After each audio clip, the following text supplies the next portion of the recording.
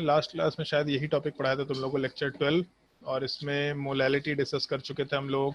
Molarity तो पहले ही discuss कर चुके थे हम लोग, ठीक है। तो मोलैलिटी, उसके ऊपर कुछ क्वेश्चंस हम लोगों ने डिस्कशन किया होगा, और उसके बाद मोलैरिटी, और अच्छा इंटर कन्वर्जन शुरू कर दिया था। तो जब इंटर कन्वर्जन शुरू कर दिया है तो फिर लास्ट क्लास में शायद से 2 क्वेश्चन सॉल्व कराए थे तुम लोगों को। बढ़िया, ठीक है। तो एक काम करते हैं, हम लोग आज क्वेश्चन ही सॉल्व करेंगे केवल इंटर कन्वर्जन का। लास्ट क्लास में जो जो चीज़ें बताई थी उन्हीं चीज़ों को हम लोग इलेबोरेट करके काम करेंगे। 1 मिनट लाइन पे रहो थोड़ा।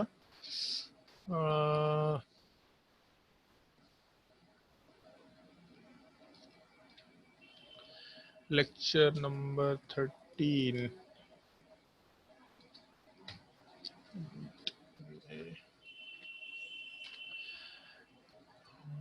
चलो भाई, क्वेश्चंस नोट करना शुरू करो, और क्वेश्चन में जिसको भी जो भी डिफिकल्टी होगा वो अपना डिफिकल्टी सॉर्ट आउट करते चले जाएंगे, ठीक है। कोई भी दिक्कत होगा तो आराम से पूछ सकते हैं। क्वेश्चन नोट करो। इस क्लास में शाम्भी भी आई। हाँ शाम्भी, लास्ट क्लास में गायब थी तुम। ये सर क्यों? सर नेटवर्क प्रॉब्लम थी। वीडियो देखा ऑनलाइन जाके ये सर सारा? नो सर, कुछ कुछ छूटा हुआ है। कुछ कुछ देखने से ना कुछ कुछ सवाल का ही पार्ट बनेगा, पूरा नहीं बनेगा पार्ट। तो कुछ कुछ देखने से काम नहीं चलने वाला है। आज केवल क्वेश्चन सॉल्व कराएंगे तुमको। कुछ कुछ होता है होगा अभी, हमको मत बोलना फिर, ठीक है। चलो भाई, बाकी लोग सवाल सॉल्व करो। For a 1 molar CH3COOH solution,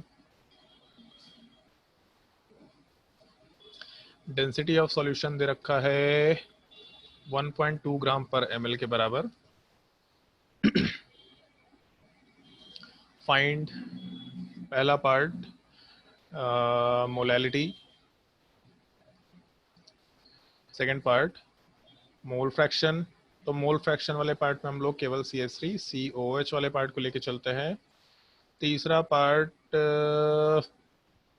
percentage weight by weight. चौथा part percentage weight by volume. और हाँ ठीक है, चलो 4 ही पार्ट सॉल्व करो, सॉल्व करके देखो।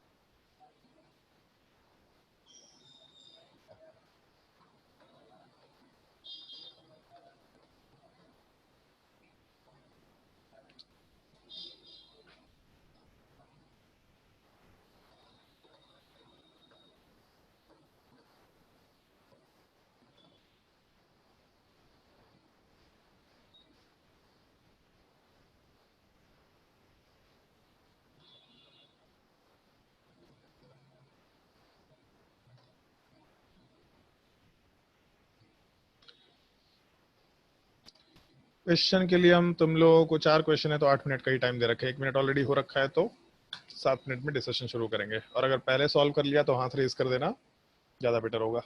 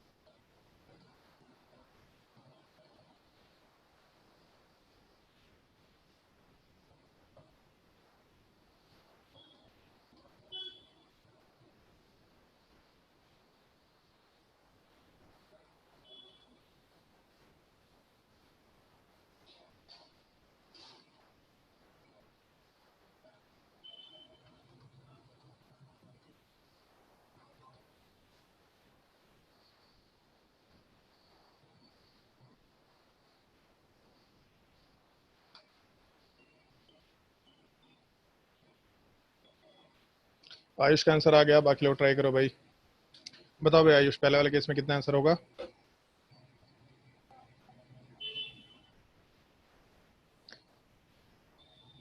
आयुष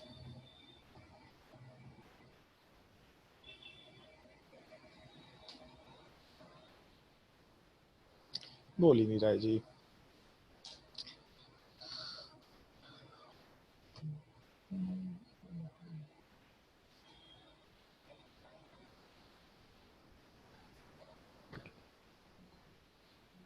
Sir, 1.058.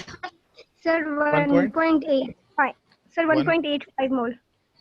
मे भी हो सकता है, हमको नहीं मालूम, हम कैलकुलेशन करके देख सकते हैं। डेंसिटी इज इक्वल टू 1.2 ग्राम दे रखा, तो 1200 ग्राम का सोल्यूशन निकल के आ जाएगा, और 1200 ग्राम में 1 मोल दे रखा है, इसका मतलब 60 माइनस कर लीजिए तो 1 डिवाइड बाई 1140 इसके हिसाब से।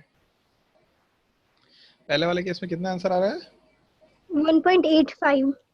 नहीं, पहले वाले केस में आंसर 0.98 समथिंग होगा, या फिर 0.889 समथिंग होगा। 100 डिवाइडेड बाई 114, 100 डिवाइडेड बाई 114 का मतलब हो गया 9 से, तो 14 इंटू 9 ज़्यादा हो जाएगा, 8 से डिवाइड करेंगे, 0.89 समथिंग होगा, 0.89। ट्राई करके देखो फिर से, एलिमेंट्री तरीका बता रखा है। आ गया सर। कितना? 0.89 समथिंग ही है। 0.89 समथिंग है पहले वाले केस में। 0.89 अप्रोक्सीमेटली आएगा, एग्जैक्ट नहीं बोल रहा मैं, अप्रोक्सीमेट बोल रहा, एग्जैक्ट आंसर तुमको कैलकुलेट करना होगा।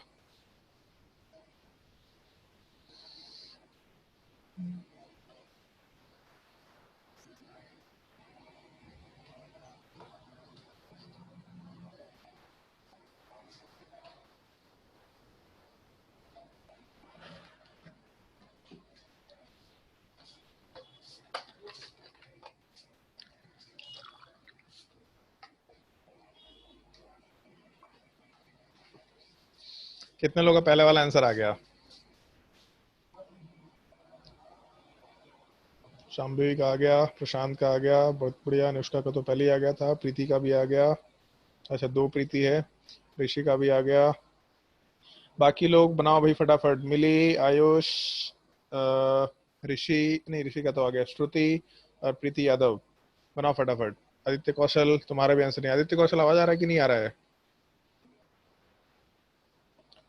Yes sir. बना सवाल कि नहीं बना? सर बना रहे हैं। बना रहे हैं, आराम थोड़ा रहे, बना रहे हैं। कितना धीरे धीरे बनाएगा?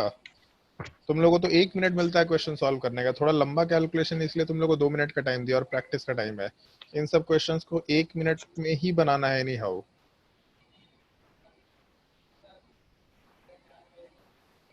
दूसरे वाले केस में जब कैलकुलेशन करेंगे तो 1 डिवाइडेड बाई 1 प्लस 1140 बाई 18, ऐसा कुछ वैल्यू आना चाहिए। इसका मतलब 18 डिवाइडेड बाई 1158, ये वैल्यू निकल के आएगा सेकंड वाले केस में।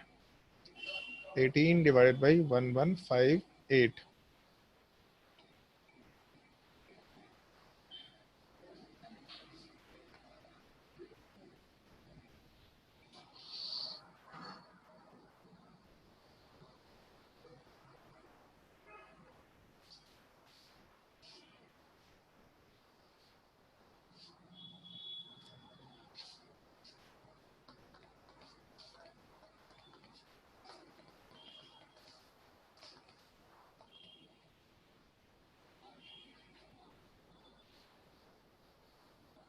शाम्भवी का आंसर आ गया क्या? बाकी सारा नो सर, लास्ट 2 को बचा हुआ है। लास्ट 2 को बचा हुआ है, तो हाथ नीचे कर लो। आ गया अनुष्का, आ गया आंसर? तो सेकंड का आया, थर्ड बना रहा है। ओके कूल, जल्दी बनाओ। आयो ऋषि, आ गया पूरा? सर सेकंड का आया है। अच्छा बढ़िया। यार तुम्हारा दोस्त जो है वो, उसका क्लास को लेके कुछ कंफ्यूजन चल रहा है। शिवम तुम्हारा ही दोस्त है ना? Yes sir.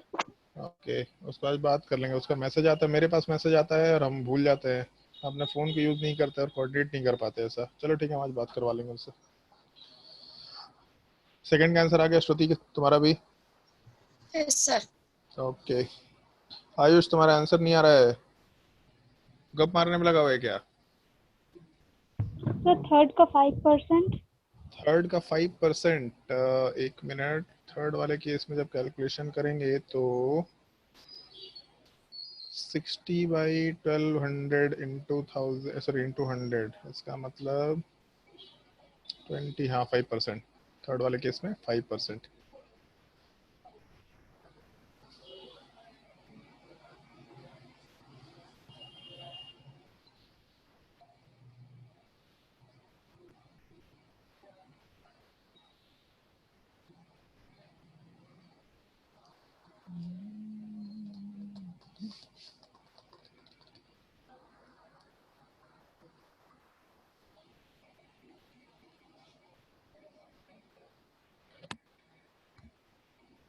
सर फोर्थ का 6। फोर्थ का 6%, बहुत बढ़िया। बाकी लोग? सर 6%। हाँ, बहुत अच्छा। बाकी लोग ट्राई करो, उसके बाद आगे बढ़ते हैं। सर 6%। हाँ 6%, नाइस।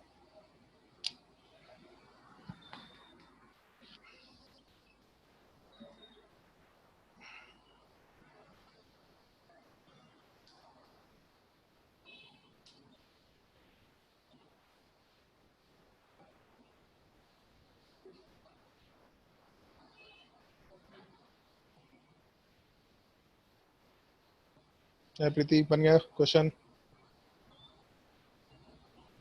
Yes sir. ओके। कि हम लोगों का जो वॉल्यूम वाला पार्ट है वो कंसिडर करके चल रहे हैं हम लोग 1 लीटर के बराबर।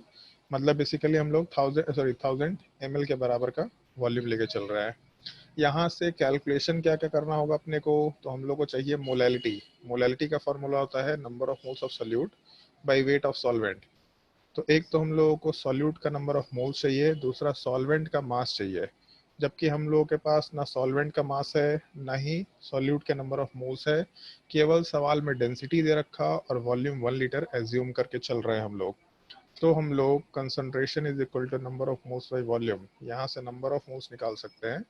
Number of moles of acetic acid will be equal to concentration 1 molar into volume वाला पार्ट 1 लीटर, मतलब 1 के बराबर। तो नंबर ऑफ मोल्स वाला पार्ट तो 1 के बराबर निकल के आ गया। ये सबसे पहला चीज चाहिए था, ये निकाल लिया हम लोगों ने। फिर क्या चाहिए? Density of solution, sorry wait of solvent. तो सवाल में डेंसिटी इस बार 1.2 दिया है, जानबूझ के थोड़ा डिफरेंट कैलकुलेशन किया था मैंने। और density is equal to mass by volume. तो यहाँ से मास ऑफ सॉल्यूशन वाला पार्ट कैलकुलेट कर पाएंगे हम लोग। डेंसिटी 1.2 इंटू वॉल्यूम हम लोग को ml में लेके चलना पड़ेगा, तो मतलब 1000। तो यहाँ से 1200 ग्राम के बराबर अपना मास ऑफ सॉल्यूशन या वेट ऑफ सॉल्यूशन निकल के आ जाएगा। और क्योंकि हम लोगों को वेट ऑफ सॉल्वेंट निकालना है, तो हम लोगों को वेट ऑफ सॉल्यूट भी चाहिए होगा। तो number of moles is equal to weight upon molar mass, मतलब weight is equal to number of moles into molar mass. Number of moles 1 है और मोलर मास वाला पार्ट 60 के बराबर दे रखा होता है एसिडिक एसिड का। तो टोटल मास सॉल्यूट का 60 के बराबर आराम से कंसिडर करते हुए काम कर सकते हैं हम लोग। तो सॉल्यूट वाले पार्ट का मास मालूम है, सॉल्यूशन वाले पार्ट का मास मालूम है, तो यहाँ से सॉल्वेंट का मास निकाल सकते हैं हम लोग, क्योंकि यही चाहिए हम लोग को। सॉल्वेंट का mass is equal to solution का मास माइनस सॉल्यूट का मास। तो कैलकुलेशन में 1200 ग्राम माइनस 60 ग्राम, इसका मतलब 1140 ग्राम के बराबर वैल्यू ले सकते हैं। अब हम लोग के पास नंबर ऑफ मोल्स भी पता है, सवाल वाले पार्ट में इसको अंडरलाइन कर देते हैं, और हम लोग के पास वेट ऑफ सॉल्वेंट भी पता है। तो यहाँ से पहला पार्ट कैलकुलेट कर सकते हैं हम लोग मोलैलिटी का। Molality is equal to number of moles of solute particle, मतलब 1 के बराबर, divided by mass of solvent in kilogram. तो 1000 से डिवाइड कर देंगे या फिर ऊपर 1000 से मल्टीप्लाई कर देंगे। तो बेसिकली 1000 के जगह पे 100 ले लिया, 100/114, ये अप्रॉक्सीमेटली 0.89 या 8 समथिंग आना चाहिए। तो आराम से 0.89 मोलल आंसर कंसिडर कर सकते हैं, पहला पार्ट। दूसरा मोल फ्रैक्शन बोला है, तो मोल फ्रैक्शन का फॉर्मूला बता रखा है तुम लोगों को। Mole fraction of CH3COH is equal to number of moles of CH3COH divided by number of moles of CH3COH plus number of moles of solvent H2O।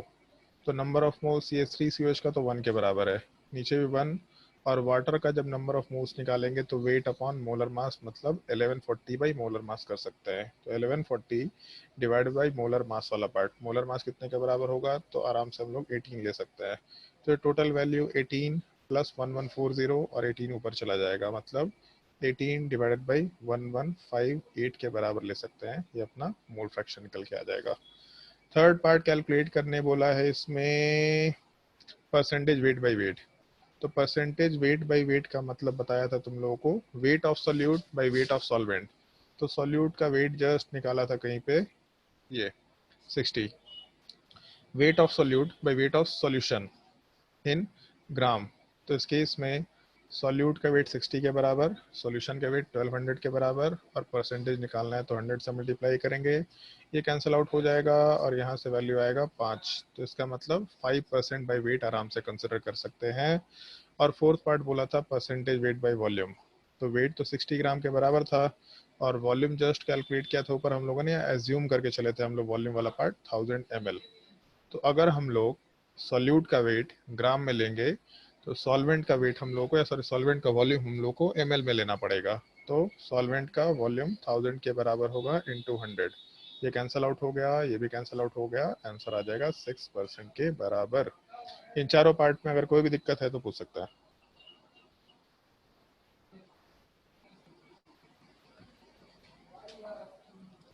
जल्दी बोलो भाई, कोई भी दिक्कत है तो।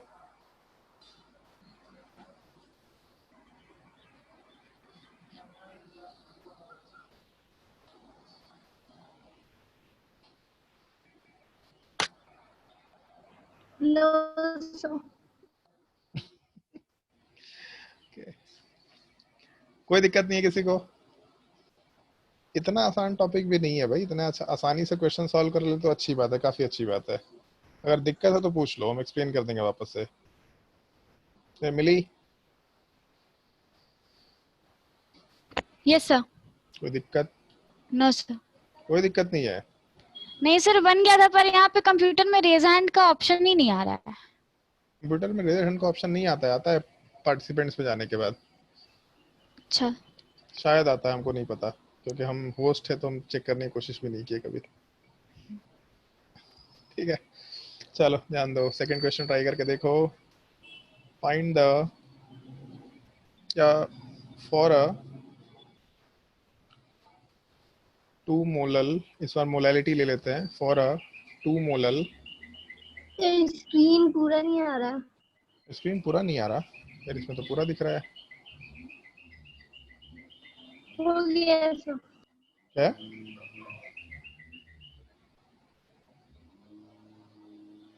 Hello?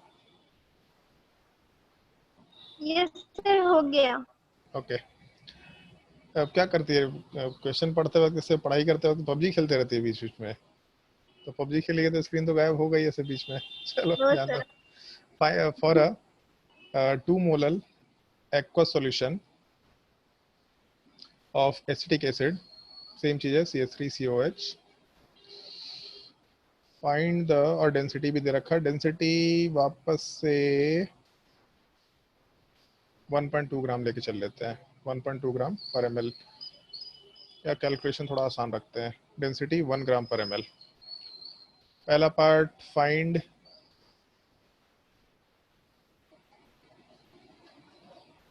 Molarity, second part percentage weight by wait, third part percentage weight by volume, fourth part mole fraction. Mole fraction का मतलब सॉल्यूट का मोल फ्रैक्शन। ट्राई करके देखो।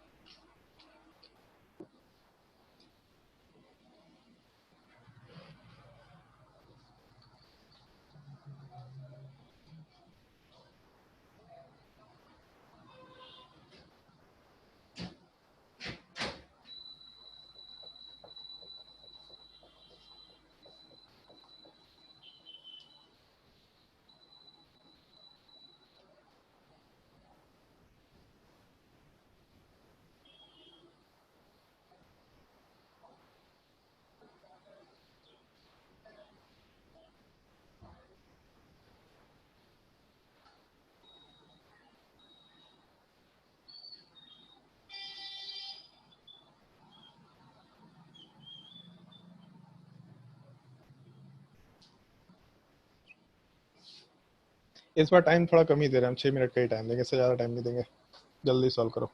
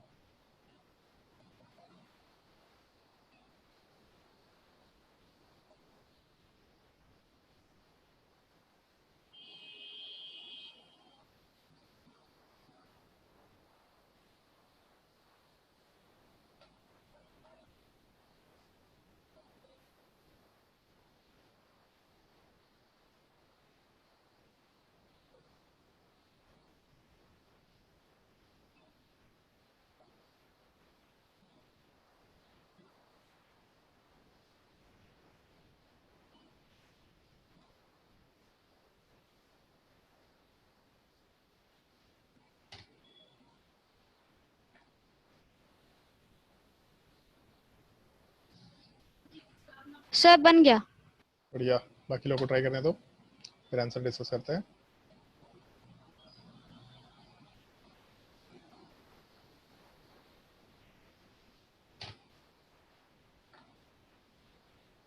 और शाम्भी का ही बन गया, बाकी लोग ट्राई करो।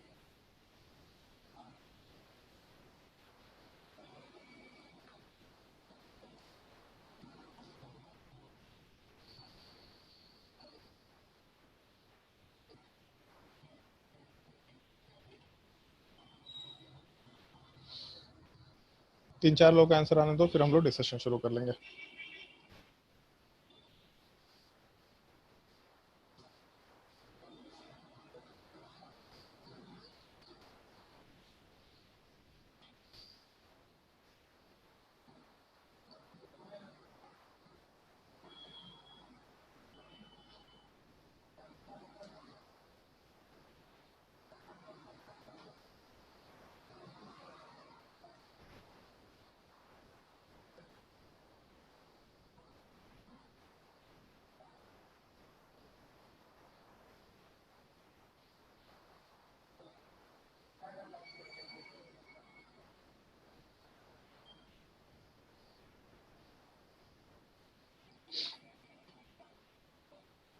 जल्दी जल्दी जल्दी, दो ही लोग आंसर। अच्छा, अनुष्का का भी आ गया, मिली का भी आ गया, कोई एक आदमी और।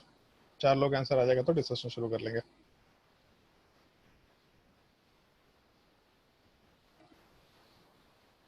और बाकी लोगों के लिए हम आंसर लिखते चले जाते हैं, तो एक बार देखना आंसर मैच करा के।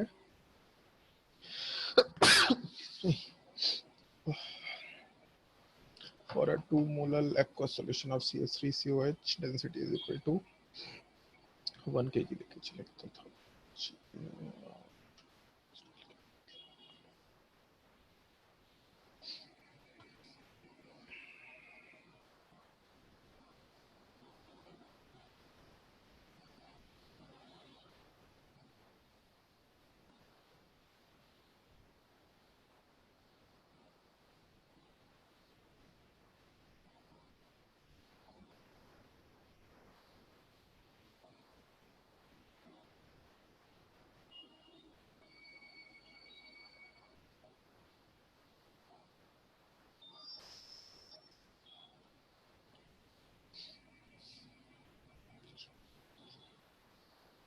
पहले वाले केस में 25/14 मोलर आ रहा है, मतलब 1498 1.8 के अप्रॉक्स आ रहा है वैल्यू, 1.7 समथिंग या 1.8 के अराउंड आएगा। सर 1.78। 1.78। पहले वाले केस में 1.78 के बराबर आंसर आ रहा है, लिख देते इधर 1.78 मोलर।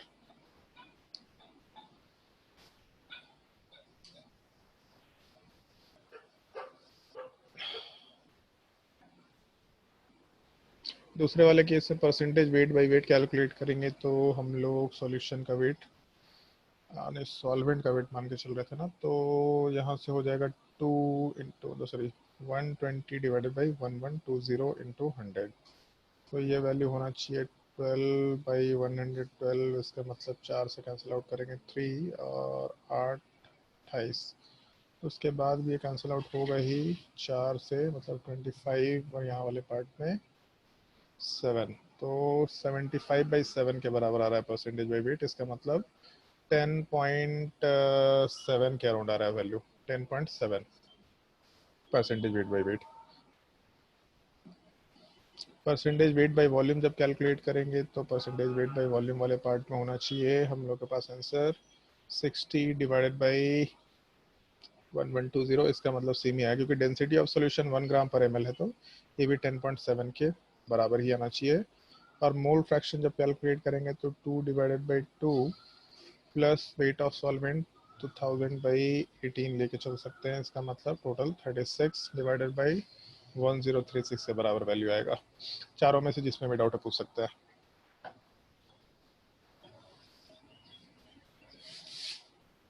जिस भी पार्ट में डाउट है, जिसको भी डाउट होगा पूछ लेना, दूसरे के इंतजार में मत रहना, अपना अपना डाउट पूछ लेना।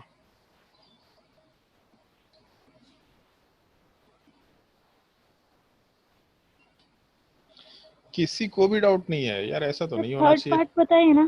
थर्ड पार्ट चलो ठीक है। एक बार फिर से बता लीजिए ना। कौन सा part? Third part. Third part चलो ध्यान दो। थर्ड। हाँ ठीक है।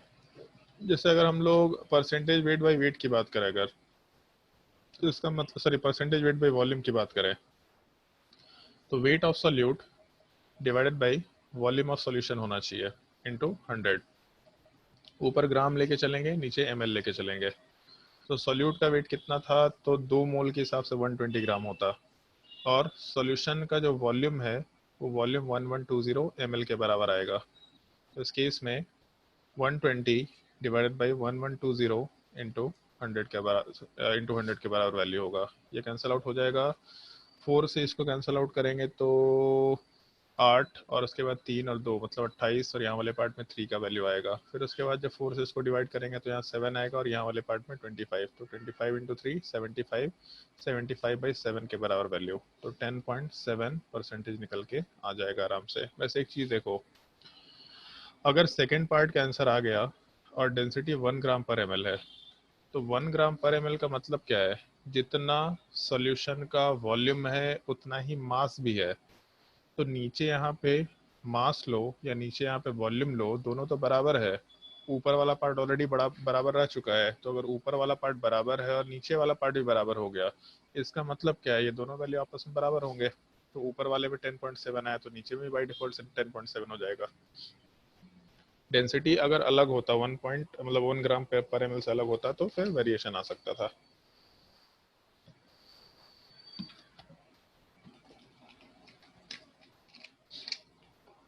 बताओ भी कोई डाउट इसमें, और इसके अलावा 1 2 3 4 में। प्रीति जल्दी बताओ कोई डाउट। No sir. ओके, किसी को कोई भी डाउट है तो पूछ लो, अपना डाउट क्लियर करके रखो। बस हम मान के चल रहे कि 3 क्वेश्चन सिमिलर टाइप के कराए थे, तो इसमें कोई दिक्कत नहीं होना चाहिए, बट फिर भी कोई डाउट है तो पूछ लो। गजब यार, तुम लोग को सब समझ में आ गया। चलो अगर समझ में आ गया तो एक क्वेश्चन ट्राई करके देखो, और find the molarity of a H2SO4 solution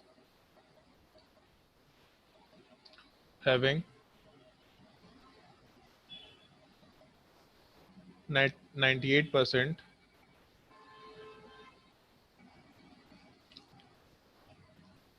weight by weight and density of solution is equal to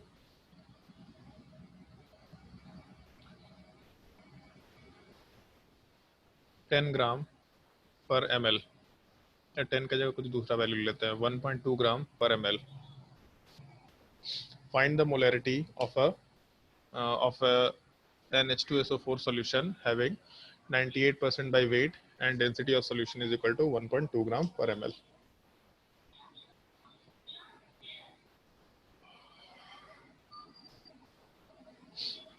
sir 12 12 पक्का? पक्का। चलो आंसर आ गया, इसलिए हम इसका डिस्कशन कर रहे हैं। और ये चीज ध्यान रखना, लास्ट क्लास में फॉर्मूला बताया था, molarity is equal to 10 into D into X by molar mass m। इस केस में अगर मोलैरिटी कैलकुलेट करना है और सवाल वाले पार्ट में परसेंटेज वेट बाय वेट दे रखा, तो x वाला part percentage weight by wait होता है, d वाला पार्ट डेंसिटी होता है, और उसके अलावा नीचे मोलर मास वाला पार्ट। तो इस केस में सीधा ये फॉर्मूला अप्लाई कर देना। अगर सवाल में मोलैरिटी निकालना है या सवाल में परसेंटेज वेट बाय वेट निकालना है, मतलब बेसिकली मोलैरिटी और परसेंटेज वेट बाय वेट का इंटर कन्वर्जन करना है, तब उस केस में ये फॉर्मूला अप्लाई करके काम करना, क्योंकि ये फॉर्मूला ज़्यादा सिंपल है। और अगर ज़्यादा सिंपल है तो फॉर्मूला याद रखने में भी दिक्कत नहीं है, बाकी जगह पे फॉर्मूला यूज नहीं करने का है। तो 10 इंटू डेंसिटी दे रखा 1.2 के बराबर, और उसके अलावा यहाँ पे मोलर मास वाला जो sorry percentage weight by wait 98% के बराबर, और H2SO4 का मोलर मास भी 98 होता है, तो ये कैंसिल आउट हो जाएगा और 1.2 इंटू 10 आराम से 12 के बराबर आएगा। तो 12 मोलर सॉल्यूशन आंसर निकल के आएगा। ध्यान एक चीज का रखना है, यहाँ पे डेंसिटी जो है ग्राम पर ml में रखना है, क्योंकि हम लोग ये जो 10 का फैक्टर डाले हैं यहाँ पे, ये 10 का फैक्टर ये एजम्पशन के साथ ऐड किया गया है कि डेंसिटी ग्राम पर ml में है, जबकि मोलैरिटी वाला पार्ट लीटर में चलता है। तो जो लीटर का पार्ट इसमें एड अप होता, वो लीटर वाला पार्ट के एडजस्टमेंट में ही ये 10 का वैल्यू आया है, तो हम लोग को अलग से कुछ करने की जरूरत नहीं है। डेंसिटी हम लोग आराम से 1.2 ग्राम पर ml के वैल्यू को यहाँ पे पुट करेंगे। डेंसिटी अगर ग्राम पर ml में नहीं दे रखा तो उसको ग्राम पर ml में कन्वर्ट करके फिर हम लोग आराम से आगे का कैलकुलेशंस कर सकते हैं। थोड़ा ध्यान रखना है इस चीज का। अगर कोई डाउट है तो पूछ लो, और नहीं तो फिर हम लोग, क्या क्या टॉपिक बच गया तुम लोगों का? एम्पिरिकल फार्मूला वाला पार्ट बच गया है, उसके अलावा कोई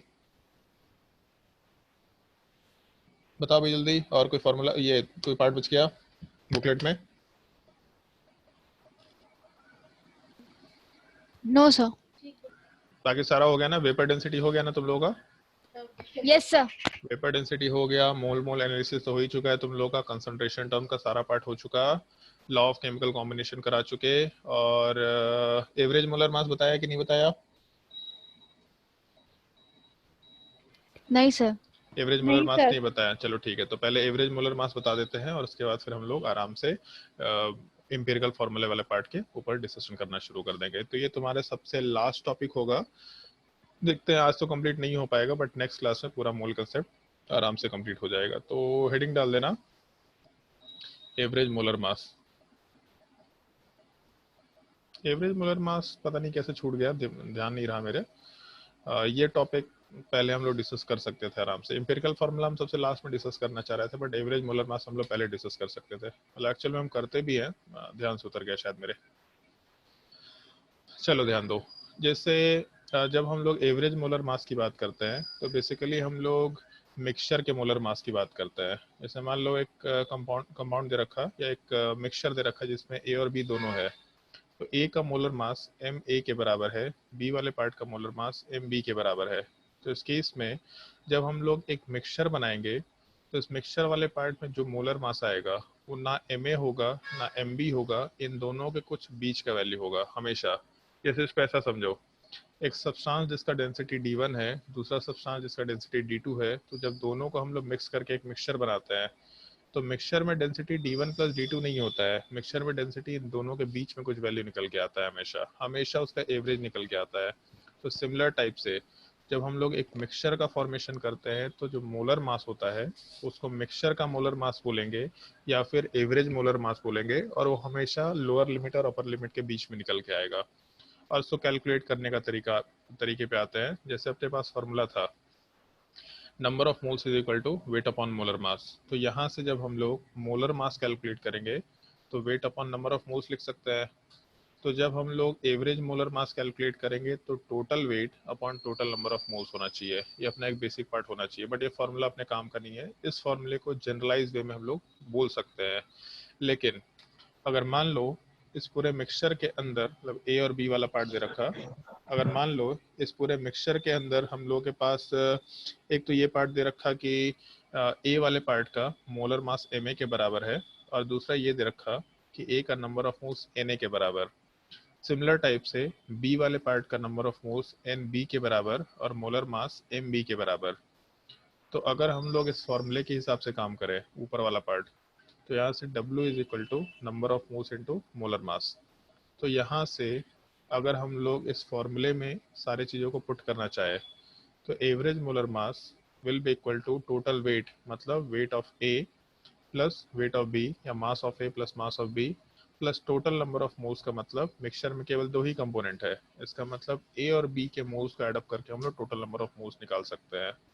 और W ऑफ ए कितना निकल के आएगा, तो number of moles into molar mass, मतलब number of moles Na into molar mass Ma।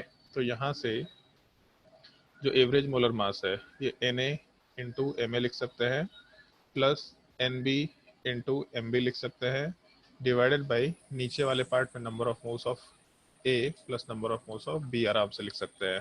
तो ये अपना फॉर्मूला आराम से निकल के आएगा एवरेज मोलर मास वाले पार्ट के लिए। लेकिन जब हम लोग कैलकुलेशन करते हैं तो जगह जगह पे A और B नहीं होता, हो सकता है उसमें कंपोनेंट 1 हो, कंपोनेंट 2 हो, कंपोनेंट 3 हो, इस टाइप का पार्ट दे रखा हो।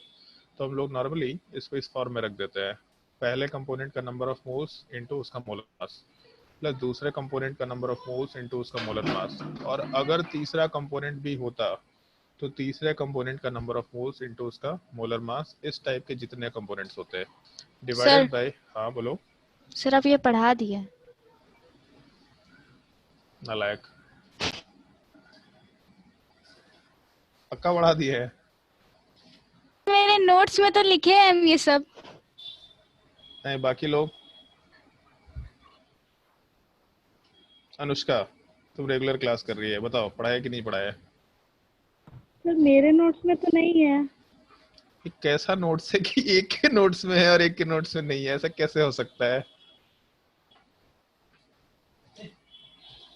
गजब नालायक लोग है भाई नहीं तुम है लोग। सर। चलो ठीक है, छोड़ो, नहीं है तो हम पढ़ा ही दे रहे हैं, ठीक है। दोबारा सुन लो, प्रवचन चल रहा है, सुनने में क्या जाता है। तो इसकी इसमें एवरेज मोलर मास या मिक्सचर के मोलर मास वाले पार्ट को हम लोग आराम से N1 M1 plus N2 M2 plus N3 M3 इस टाइप के जितने कंपोनेंट्स होंगे सबके पार्ट को एडअप करो, divided by N1 plus N2 plus N3, इस टाइप से सारे कंपोनेंट्स को एडअप कर सकते हैं। ये अपने एवरेज मोलर मास का फॉर्मूला या मिक्सचर के मोलर मास का फॉर्मूला होता है, इसको नोट डाउन करके रखा करना। जैसे एक काम करो, ये हेडिंग डालो, नोट करो इस चीज को, फिर क्वेश्चंस वाले पार्ट पे आते हैं। इस साइड को नोट करने की जरूरत नहीं है, सब केवल समझाने के लिए था, इसको नोट करने की जरूरत नहीं है।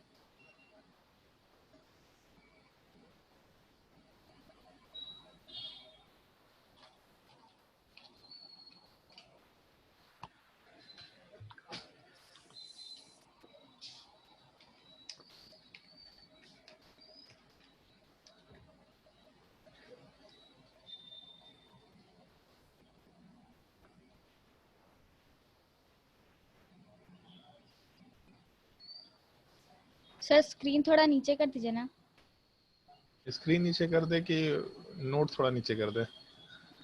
वही।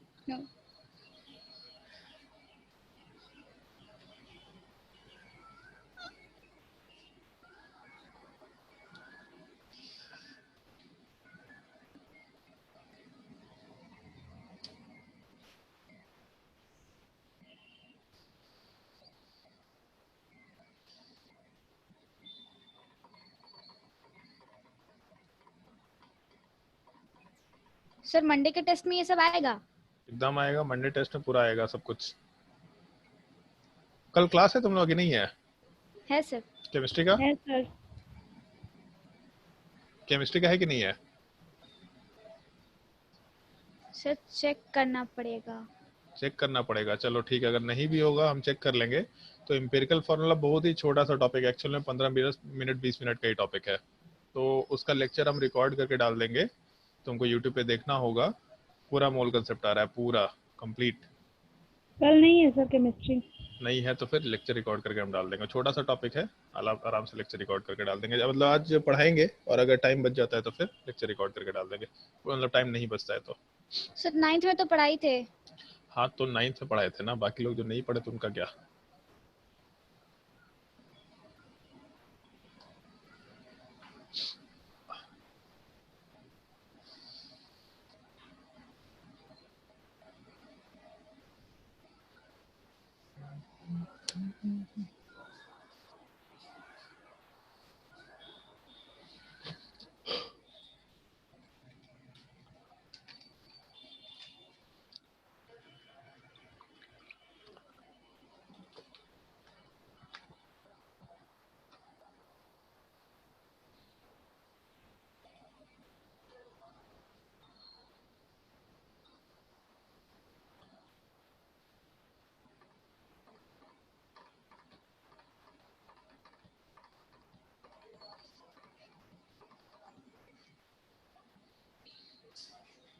चलो अगर नोट कर लिया तो फिर हम लोग क्वेश्चन वाले पार्ट पे आते हैं।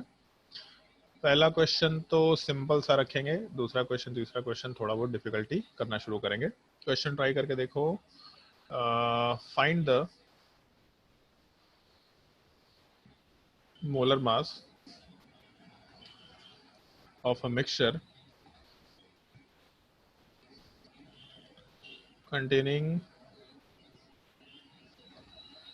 2 moles of NaOH and 2 moles of CH3COH.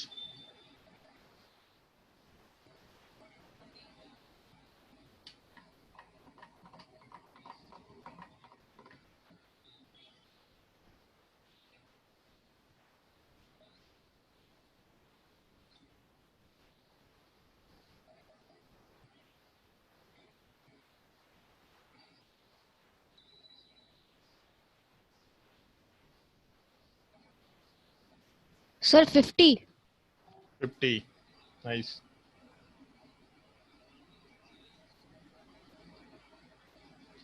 चलो ध्यान दो, पहला वाला क्वेश्चन तो बहुत ही सिंपल सा है, मेरे हिसाब से इसमें दिक्कत नहीं होना चाहिए। जैसे एवरेज मोलर मास जब कैलकुलेट करेंगे हम लोग, तो इस केस में N1 into molar mass M1 plus N2 into M2 divided by N1 plus N2।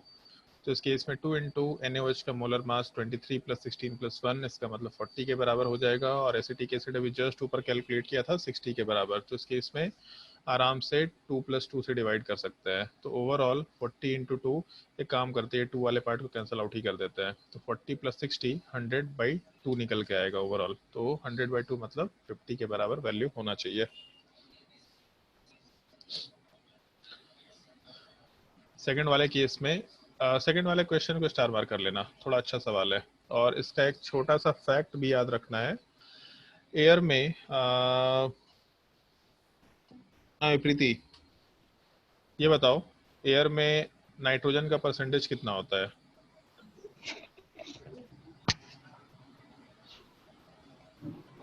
जल्दी बताओ प्रीति यादव, एयर में नाइट्रोजन का परसेंटेज कितना होता है? 70 70? जो मन में आके बोल देंगे। सर 70 ये कैसे 50? श्रुति, ये वो शांत है। अभी श्रुति आवाज आ रही है? Yes sir. कितना होता है नाइट्रोजन का परसेंटेज? 78। 78%। और ऑक्सीजन का कितना होता है? 2.6। इतना? No sir.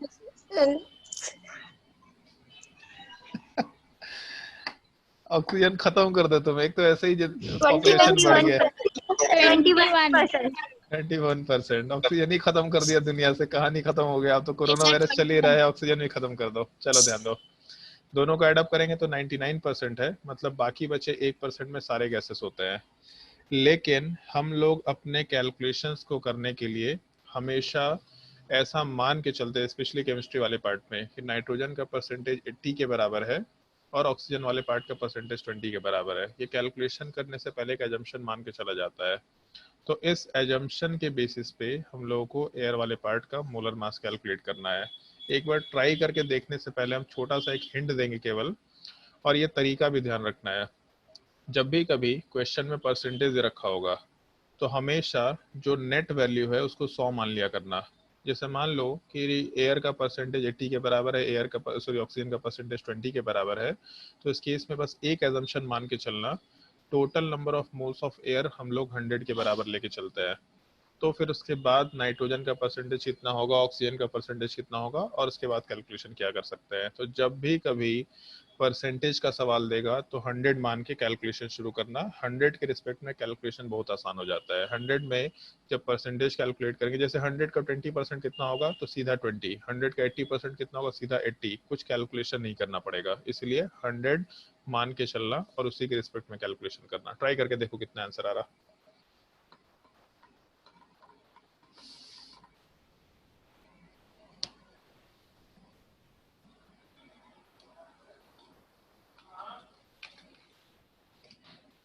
जल्दी कैलकुलेट करो।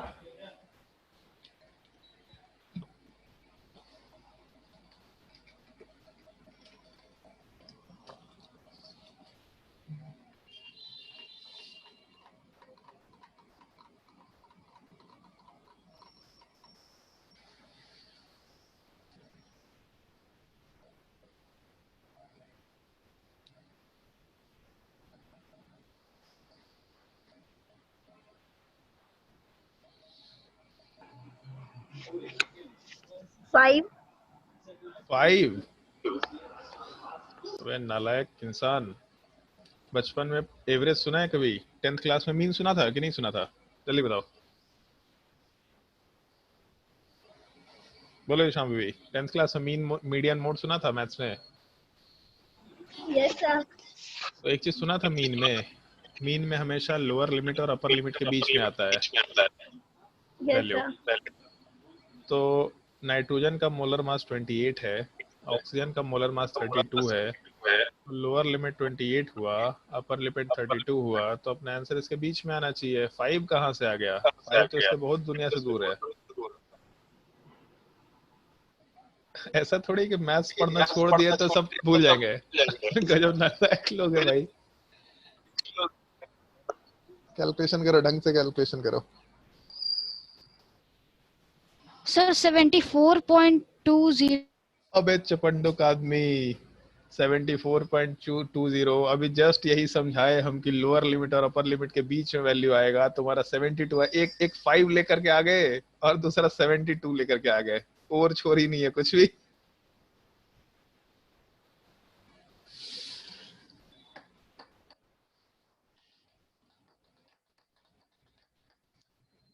ढंग से कैलकुलेट करो।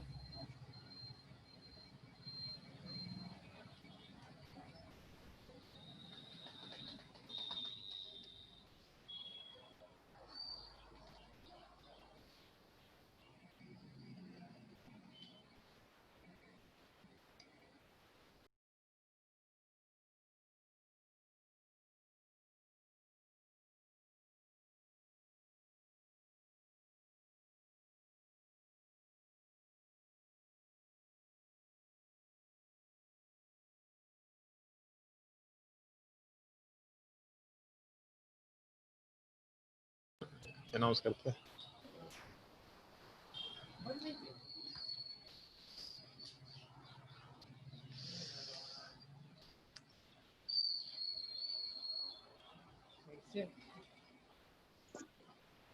सर 28.96। सर 29। 28.71। 28.96%। 28.8। चलो ध्यान दो। एक तो ये बोला तुम लोगों को कि हम लोगों को नाइट्रोजन का परसेंटेज 80 लेके चलना है और ऑक्सीजन का परसेंटेज 20 लेके चलना है कैलकुलेशन में। तो अगर टोटल मोल्स एयर का, मतलब एयर पूरा है, उसमें नाइट्रोजन भी है और उसमें ऑक्सीजन भी है, और नाइट्रोजन 80% है और ऑक्सीजन 20% है, तो अगर टोटल एयर का मोल 100 होता तो 100 का 80% N2 हो जाता। इसका मतलब 80 मोल N2 हो जाता। और 20% O2 होता है, इसका मतलब 20 मोल्स O2 हो जाता। और फॉर्मूला क्या बताया था? तो एवरेज मोलर मास, या फिर इस बार एवरेज या मिक्सचर जो है वो एयर है, तो N1 इंटू M1, तो नंबर ऑफ मोल्स 80 है, तो 80 इंटू इसका molar mass 28 plus 20 into O2 वाले पार्ट का molar mass 32 divided by N1 plus N2, मतलब 80 प्लस 20 ले सकते हैं। तो इस पूरे कैलकुलेशन वाले पार्ट में ये जीरो को हटा देते हैं हम पहले ही। बाकी बचेगा 28 इंटू 8, तो 28 इंटू 8 करेंगे तो 4 और 2 24 दिख रहा। 32 इंटू 2 मतलब 64। कैलकुलेशन में कहीं एरर होगा तो बता दिया करना। और नीचे वाले पार्ट में वैल्यू आएगा 10 के बराबर। तो यहाँ से 882/10 जब इसको डिवाइड करेंगे तो 28.8 के बराबर वैल्यू निकल के आएगा। ये वैल्यू थोड़ा ध्यान रखना। और ये क्वेश्चन स्टार मार्क करके रखो, ये क्वेश्चन काफी इंपॉर्टेंट है।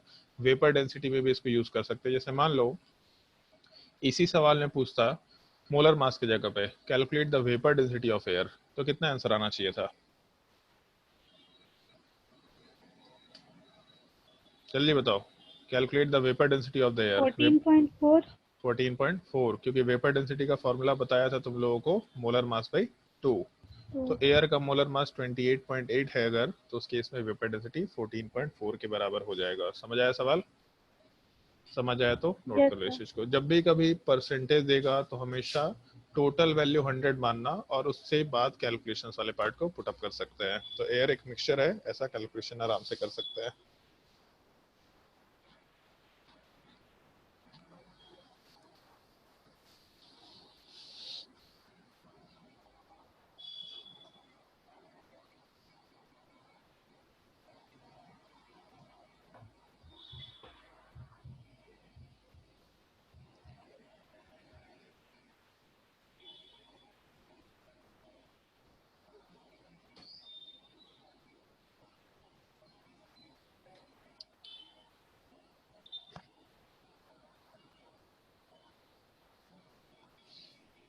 सर इस पे बेस्ड एक और क्वेश्चन समझा दीजिए ना।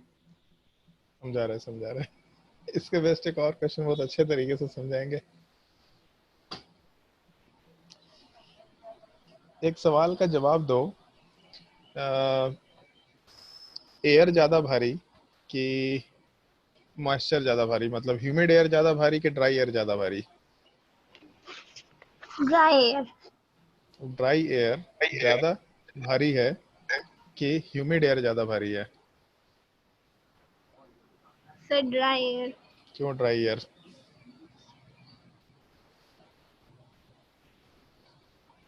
बोल क्यों ड्राई एयर?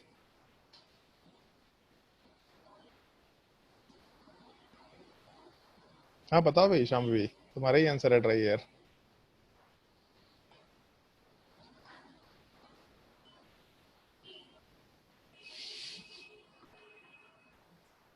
सर क्योंकि नाइट्रोजन और ऑक्सीजन के मॉलिक्यूल्स का वेट H2O के मॉलिक्यूल के वेट से ज्यादा होता है। तुम तो 9th क्लास में कहानी सुनी थी। सर याद थोड़ी रहता है, उतना कहाँ याद रहता है सर। अच्छा चलो ध्यान दो। ड्राई एयर वाले पार्ट में हम लोग मान के चल रहे थे केवल नाइट्रोजन और ऑक्सीजन है। ह्यूमिड एयर वाले पार्ट में नाइट्रोजन भी था, ऑक्सीजन भी था और H2O था। नाइट्रोजन का मोलर मास 28, ऑक्सीजन का मोलर मास 32 और यहाँ पे भी 28 और 32। लेकिन H2O का मोलर मास 18 के बराबर है। तो अगर सवाल में हम लोग ह्यूमिड एयर लेके चले तो H2O वाला पार्ट इसमें एड अप होगा। तो H2O के परसेंटेज हाई होने की वजह से अपना जो एवरेज है लोअर लिमिट और अपर लिमिट के बीच में आएगा। मतलब पहले हम लोग का वैल्यू 28 से लेके 32 के बीच में आ रहा था, बट अभी लोअर लिमिट वाला पार्ट 18 हो गया तो वैल्यू और भी लेफ्ट साइड में शिफ्ट होगा। मतलब हो सकता है कि 28 से छोटा वैल्यू हो जाए, पॉसिबिलिटी है। जबकि यहाँ पे वैल्यू हमेशा 28 से लेके 32 के बीच में ही आएगा। तो ह्यूमिड एयर का जब एवरेज मोलर मास, देखने में ऐसा लगेगा कि ह्यूमिड एयर ज़्यादा भारी है क्योंकि उसमें पानी है, बट पानी होने की वजह से काम नहीं चल रहा। हम लोग इतना फीलिंग के ऊपर काम नहीं करेंगे, हम लोग इस वैल्यू के ऊपर काम करेंगे। मोलर मास नाइट्रोजन का 28 होता है, ऑक्सीजन का 32 होता है, जबकि H2O का 18 होता है। तो 18 मोलर मास होने की वजह से इस केस में, मतलब ह्यूमिड एयर के केस में, हम लोगों का जो एवरेज पार्ट है वो एवरेज पार्ट डेफिनेटली 18 के तरफ शिफ्ट होगा। मतलब वैल्यू घटना शुरू हो जाएगा। जितना ज़्यादा ह्यूमिडिटी बढ़ाएंगे वैल्यू उतना ज़्यादा 18 के पास होना शुरू होगा। मतलब मोलर मास वाला पार्ट ह्यूमिड एयर में कम निकल के आएगा। तो जिसका मोलर मास कम, उसका वो कम हेवी है। जैसे मोलर मास का मतलब क्या है? 1 मोल का मास।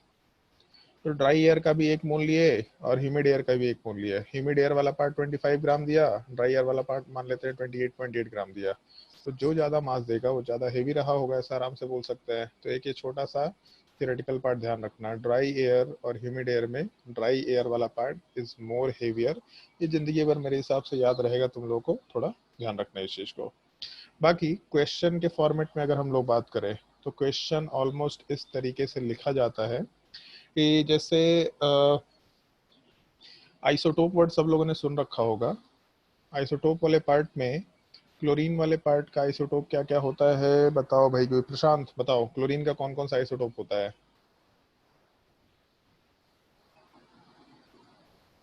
शांत,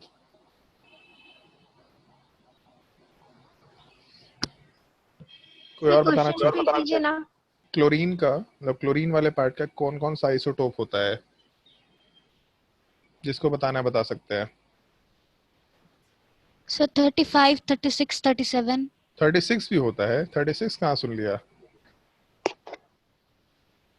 क्लोरीन के केस में दो आइसोटोप्स होते हैं, 35 और 37। तो एक का मास नंबर 35 होता है, दूसरे का मास नंबर 37 होता है। बट हम लोग कैलकुलेशन करने के लिए क्लोरीन का मोलर मास 35.5 लेते हैं, जबकि अभी तक मास नंबर इनटू ग्राम बोल रहे थे हम लोग। तो 35 ग्राम होना चाहिए था या 37 ग्राम होना चाहिए था, 35.5 ग्राम कहाँ से आया? तो एक्चुअल में जब भी हम लोग एक एटम का मोलर मास कैलकुलेट करते हैं तो मोलर मास कैलकुलेट करते वक्त हम लोग उसके आइसोटोप्स के पार्ट को देखते हुए काम करते हैं, स्पेशली हेवियर आइसोटोप्स में। तो कभी भी मोलर मास निकालना है तो केवल रिलेटिव मास नहीं चाहिए होता है, रिलेटिव एवरेज मोलर मास चाहिए होता है, जिसमें हम लोग आइसोटोप्स के पार्ट को कंसिडर करके काम करते हैं। जैसे मान लो हम उल्टा सवाल दे रहे हैं इस पर कि द एवरेज मोलर मास या द एवरेज, हाँ ठीक है मोलर मास ही रखते हैं, the average molar mass of chlorine is 35.5। 35.5। Find the relative abundance of each isotope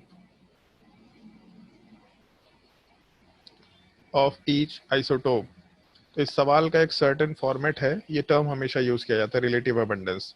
relative abundance का मतलब बेसिकली हम लोग को दोनों आइसोटोप्स के परसेंटेज को निकालना है। तो जैसे अभी ऊपर सवाल सॉल्व किए थे हम लोग, तो ऊपर वाले केस में हम लोग नाइट्रोजन और ऑक्सीजन का परसेंटेज दे रखे थे, जबकि नीचे वाले पार्ट में हम लोग एवरेज मोलर मास दिए हैं और परसेंटेज को कैलकुलेट करने के लिए बोल रखा है। तो सवाल कैसे सॉल्व करेंगे उस चीज पे ध्यान दो, अभी नोट मत कर, मतलब ये ट्राई मत करना, ध्यान देना, कैलकुलेशन का पार्ट तुमको करना है। तो जैसे मान लो क्लोरीन अपने पास 35 है और दूसरा क्लोरीन 37 है, तो एक चीज तो फिक्स है कि दो ही आइसोटोप है, इसका मतलब दोनों मिलके 100% बनाएगा, ये बिल्कुल फिक्स्ड है। दोनों का समेशन करेंगे तो 100% के बराबर वैल्यू होना चाहिए।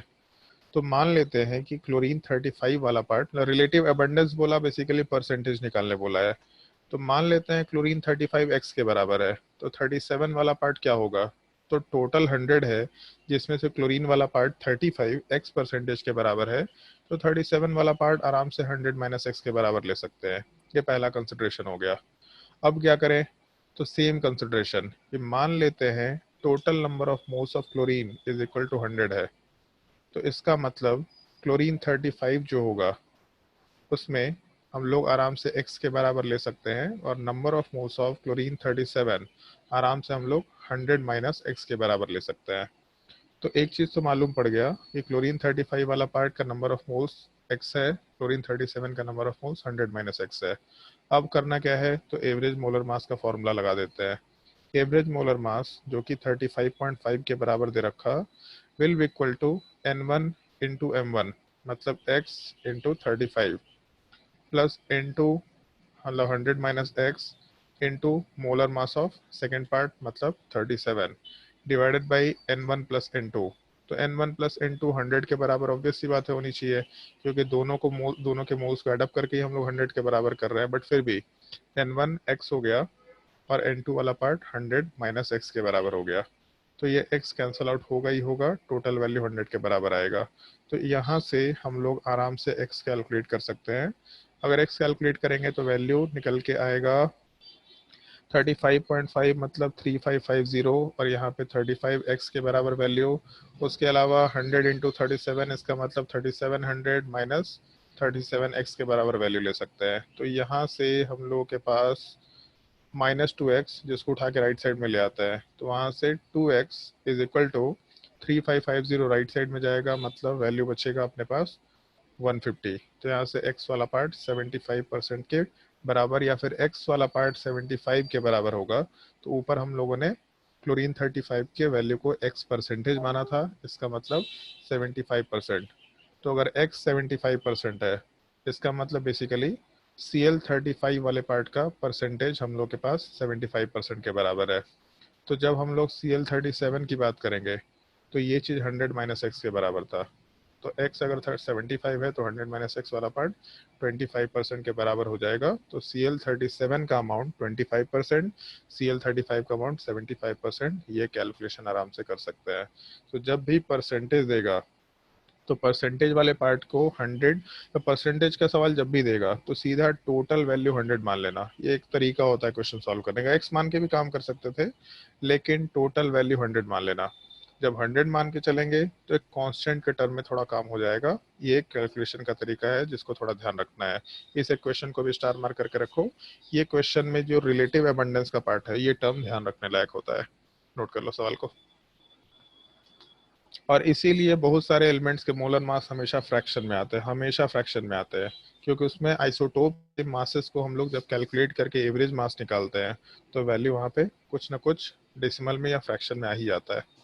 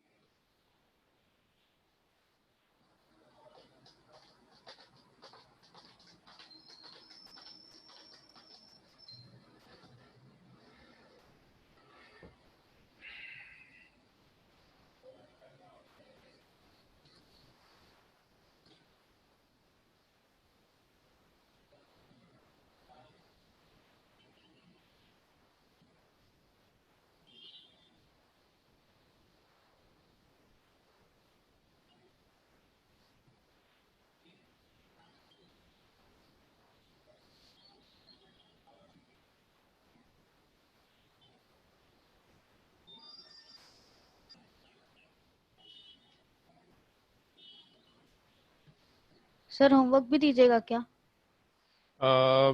होमवर्क तो क्या ही, अब तुम्हारा पूरा बुकलेट सॉल्व करना है तुमको। अब तो पूरा बुकलेट ही होमवर्क है। बुकलेट में ऐसा करना, जो तुम्हारा एम्स लेवल एक्सरसाइज था उसको पूरा का पूरा सॉल्व करना है तुम लोगों को सर पहला। वो हो गया। और हो गया तो अच्छी बात है, फिर बचा क्या बुकलेट में? सर प्रीवियस ईयर क्वेश्चन बचा है। हाँ, वही प्रीवियस ईयर क्वेश्चन पूरा सॉल्व कर लेना। इम्पेरिकल फॉर्मूले का हम छोटा सा एक वीडियो बना करके डाल देंगे। मुश्किल से 20 मिनट का टॉपिक है, आराम से देख सकते हैं। और उसमें कुछ एक एक्चुअल में इम्पेरिकल फॉर्मूला भारी चीज नहीं है, भारी तो उसमें कुछ नहीं है, बट स्कूल के एग्जाम के लिए तुमको एक तरीका रटना पड़ेगा। मतलब उसमें एक पार्टिकुलर पार्ट है, वो रटना ही पड़ेगा। तो इसीलिए उस चीज को खुद से करके देखना कि कैसे उस चीज को रट सकते हैं हम लोग ढंग से। वो स्टेप्स रटने पड़ेंगे तुम लोग को। जब भी स्कूल का एग्जाम होगा तो स्टेप्स रट के जाना। और उसके बाद जो नॉर्मल ऑब्जेक्टिव क्वेश्चन सॉल्व करने का तरीका हो वो थोड़ा अलग टाइप से होगा। तो उसका लेक्चर हम नेक्स्ट क्लास में अपलोड कर देंगे। नेक्स्ट क्लास में नहीं, आज रात को नहीं तो कल सुबह तक में हम लेक्चर बना करके अपलोड कर देंगे। और उस लेक्चर को तुम लोग खुद से देख लेना। परसों जब भी एग्जाम होगा तो इम्पेरिकल फॉर्मूला तक के सारे पार्ट्स आएंगे। ठीक है, तो उसके बाद हम लोग नेक्स्ट क्लास से नया टॉपिक शुरू करेंगे ऑर्गेनिक केमिस्ट्री वाले पार्ट का, IUPAC नोमेनक्लेचर, फिर स्ट्रक्चरल आइसोमरिज्म चलेगा और तुम्हारा एटॉमिक स्ट्रक्चर वाला पार्ट पैरेलल में चल रहा होगा। ठीक है, अब हम लोग का सिलेबस तेजी से आगे बढ़ना शुरू होगा। अब क्लासेस भी खैर बढ़ गए हैं तुम लोगों के, तो हम लोग का सिलेबस काफी स्मूथली अब रन करना शुरू करेगा। तो आज के लिए क्लास यहीं पे एंड करते हैं, नेक्स्ट क्लास में कंटिन्यू करते हैं हम लोग, नेक्स्ट क्लास में मिलते हैं। Thank you sir. Okay, bye bye. Thank you, sir. गाना गाने लग जाती है सब।